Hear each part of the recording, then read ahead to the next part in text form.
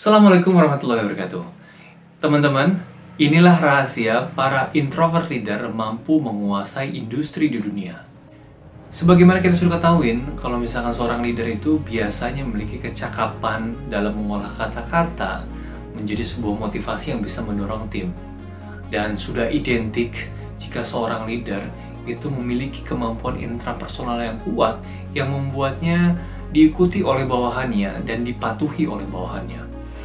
Dan kalau misalnya kita lihat, pada umumnya memang leader ini memiliki kepribadian ekstrovert dari cara mereka berkomunikasi dan memang dari lot pekerjaan mereka yang bertemu dengan orang banyak, bertemu dengan tim, bertemu dengan partner bisnis dan sebagainya. Nah, tapi di sini yang mengejutkan adalah mereka-mereka yang menguasai dunia adalah para introvert leader yang sejatinya lebih senang kerja sendiri, lebih memperhatikan diri sendiri, bahkan butuh banyak energi untuk bisa berkomunikasi dengan orang banyak, membuat mereka kelelahan, gitu ya. Sebut saja Elon Musk, Jeff Bezos, Bill Gates, Mark Zuckerberg, Sergey Brin, dan sebagainya. Mereka adalah introvert leader yang menguasai industri di dunia, bahkan pernah menjadi orang terkaya di dunia. Sampai sekarang pun masih jajaran top 10 orang terkaya di dunia. Fakta yang mengejutkan. Tapi, gimana bisa? Apa rahasianya? Sebelum lebih jauh, teman-teman, di sini ada disclaimer-nya bahwa ekstrovert dan introvert hanyalah kecenderungan. Bisa berubah kapan saja.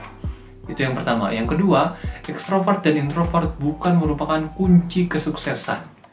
Ya, hanya saja di video ini, saya hanya menjelaskan apa sih yang bisa kita ambil dari introvert leader ini yang bisa kita install dalam diri kita yang membuat kita menjadi leader yang lebih komplit lagi. Apa itu? Yang pertama, introvert leader itu cepat dalam mengambil keputusan. Dibandingkan dengan extrovert leader yang lebih senang mengembangkan ide-ide mereka dengan berdiskusi, ya, sehingga kalau misalnya diskusi itu akan banyak ide. Dan dari ide-ide itu perlu di deliberation, perlu di consideration, sehingga capai pada sebuah keputusan. Introvert leader lebih senang mengembangkan idenya dengan memikirkannya sendiri. Jadi tidak banyak pertimbangan, sehingga lebih cepat bisa mengambil keputusan. Itu yang pertama. Yang kedua, seorang introvert leader itu lebih fokus pada menyelesaikan tujuannya, lebih fokus pada achievement. Dilihat dari apa? Dari kesenangan mereka dalam bekerja sendiri. Mereka lebih senang ketenangan dan kesendirian. Ya, kalau misalkan kita lihat, kalau misalkan ketenangan dan kesendirian itu bisa lebih banyak didapatkan, baik di kantor dan di rumah. Kalau misalkan kita lihat teman-teman kita yang accounting itu bisa kerja seharian di kantor. Udah selesai kerja, pulang, udah. Gitu aja, nggak pakai nongkrong sana, nongkrong sini, kemudian udah pulang. Atau teman-teman kita yang artis, mereka bisa menghabiskan berjam-jam waktunya sendiri untuk menyelesaikan karyanya. Siang malam. Ya, sama para CEO startup juga. Banyak bekerja di siang hari dan juga extra time di malam hari. Bahkan lebih berenergi di malam hari karena ada ketenangan dan kesendirian di sana. Oleh karena itu mereka bisa lebih cepat achieve, lebih banyak achievementnya dibandingkan mereka-mereka yang extrovert. Oke. Berikutnya, mereka yang introvert tidak terpengaruh oleh perkataan orang lain. Saya ambil contoh sebuah kisah Mark Zuckerberg. Ketika dia memutuskan untuk mengembangkan Facebook, dia keluar dari Harvard. Kalau kita di sini UI, bayangin, udah kuliah di universitas terbaik di dunia atau di Indonesia, gitu ya. Kemudian kita memutuskan untuk keluar. Tentu akan ada banyak tekanan dari luar, dari orang tua, dari orang-orang terdekat, gitu ya. Ngapain, nak? Sayang kenapa berhenti, kenapa keluar, selesai aja dulu kuliahnya, gitu ya. Atau dari teman-teman, lu ngapain sih, sayang banget, gila udah masuk UI tapi lo keluar, parah banget lu. Nah, tekanan-tekanan dari luar ini yang membuat kadang-kadang kita tuh jadi terganggu, terdistract untuk mengejar apa yang kita inginkan. Nah, para introvert leader itu memiliki keteguhan hati untuk mampu keluar, gitu, untuk mampu tidak masuk dalam ranah distraksi apa yang dikatakan orang.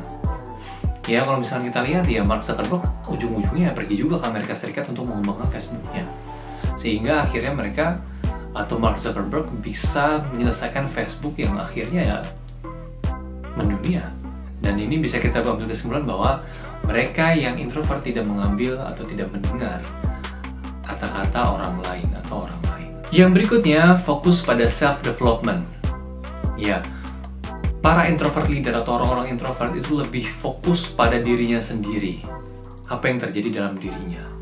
Saya ambil contoh, beberapa waktu yang lalu, ketika Elon Musk didapuk menjadi orang terkaya di dunia, ada sebuah media yang mencuit dalam Twitternya dan mention Elon Musk, memberitakan bahwa Elon Musk itu menjadi orang yang terkaya di dunia. Yang menarik di sini, dua cuitan balasan dari Elon Musk. Cuitan yang pertama adalah, "How strange." Ya kalau di bahasa Indonesia, emang aneh ya kalau gue jadi orang terkaya di dunia ya. Kayak, it doesn't mean for him gitu ya. Itu kayak nggak berpengaruh sama dirinya gitu. Dan yang menarik lagi cuitan dia yang kedua, yaitu, "Well, let's get back to work." Ya udah, yuk kita kerja lagi gitu. Dia lebih berpikir bahwa, yolah kita kembangin lagi, ini belum selesai, dia belum sampai gitu loh. Ketika roket SpaceX-nya tuh belum bisa mengantarkan orang ke bulan, dan kemungkinan keberhasilan tuh masih belum besar gitu. Safety-nya juga belum besar, sehingga let's back to work. Itu luar biasa banget gitu ya. Dan itu yang bisa kita install. Dan kalau misalnya kita lihat dari 4 fakta dan 4 rahasia ini teman-teman, kita bisa lihat bahwa ya introvert itu pada umumnya nggak memperhatikan orang lain, tidak memperhatikan dunia luar. Yang memang kadang-kadang kalau misalnya kita memperhatikan dunia luar, itu membuat kita tuh bisa down ya.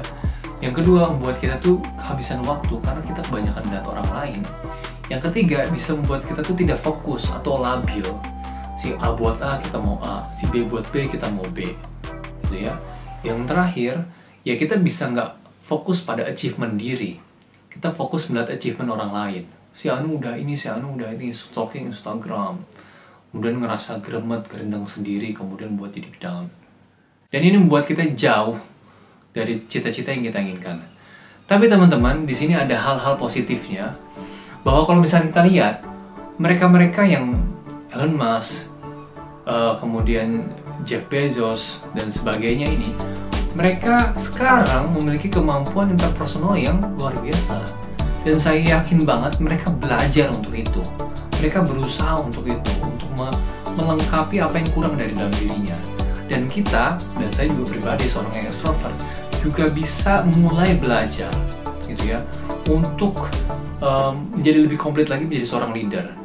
Ya kalau misalkan kita seorang ekstrovert, kita bisa belajar mindfulness, kita bisa belajar meditasi, lebih ketenangan diri gitu ya.